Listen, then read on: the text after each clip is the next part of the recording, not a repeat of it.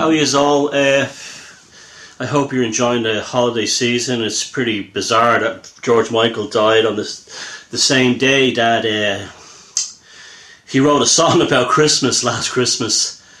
I gave you my heart, and this Christmas he dies of a heart attack with pneumonia, which is kind of sad. I'd never really cared for his music or anything, but he seemed like a genuinely decent man, and it's a good segue to what this interview is about, this vlog is about. It's about how magic and art are the same thing, and how you can paint things and draw things and sing things into reality, into this, cosmic field. Now, I'm going to show you one of my paintings, which is definitely a magical painting. When I say a difference in a magical painting and a sort of like a self-conscious painting. A self-conscious painting, I'll say, I'm going to sit down and I'm going to paint a kingfisher.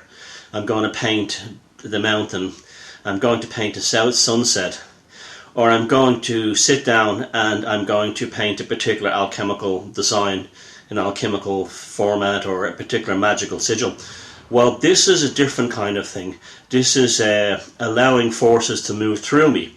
Now, it's very similar to the stream of consciousness you might get with, say, authors such as Franz Kafka, James Joyce, and William Faulkner, that the idea the prose flows through them within the context of the narrative. Well, this painting is the same way, and I've done several paintings like this, and I've never shown these publicly or explained them publicly before, so I'm a bit nervous about it because I'm kind of putting my ass out there to the world. But it's still an interesting thing, and I think a lot of you guys could probably learn from it, because there's still a lot of hocus pocus ideas about magic, when in reality it's a form of art and science just making change in the material world. Now, what basically happens with me when I tend to do these stream of conscious paintings is I tend to predict the future for myself in allegorical form, very much in a dream form, which is why I call these types of paintings I've been doing for the last, 10 years or so, dreamscapes. Now, here's an example of a dreamscape. It's an acrylic painting on canvas from a long time ago, a very long time ago. And at the time, let's see if I get better light for it.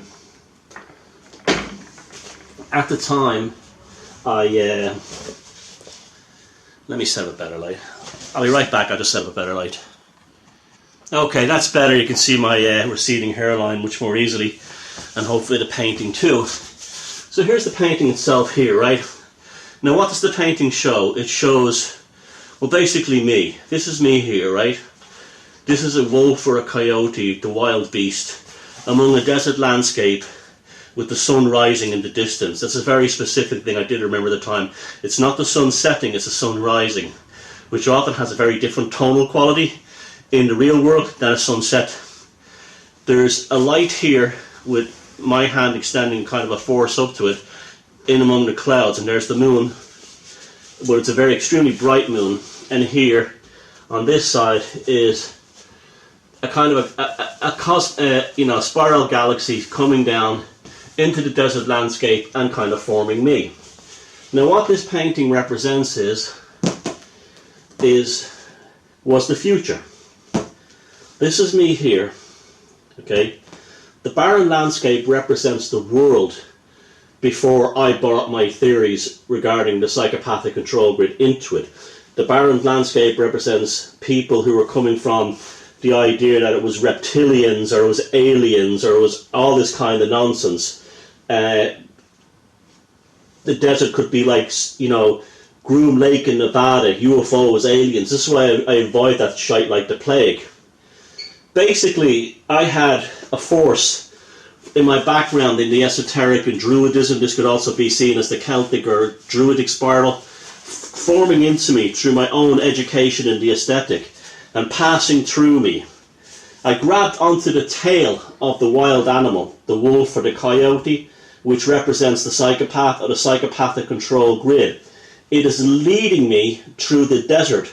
But what that's allowing me to do is I'm finding out its secret, I'm finding out where this creature hunts, and then I'm able to project this information to the wider world through the moon. Now, the moon, as in the sense of the moon card, the moon is the darkness before the dawn. Well, the star really is, but the moon, this is kind of a hybrid of the moon and the star. The long night of the soul, the journey through the desert, the bleakness, the long night of the soul, but the illumination coming through and pushing the storm away, the storm of ignorance. Now this is a classic example of an alchemical or a magical painting, and this is from years ago now, and this is why it's so important when I mentioned the fact that art and science is the same thing. This is basically a spell. It's basically a talisman as well. I've also protected. I'm not riding on the back of the wolf. I'm holding the wild animal's tail, and also very lightly. So if this thing tries to run away, I can let go really quickly. So I'm being gently drawn through the desert. And holding his tail so gently, he doesn't know I'm holding onto it.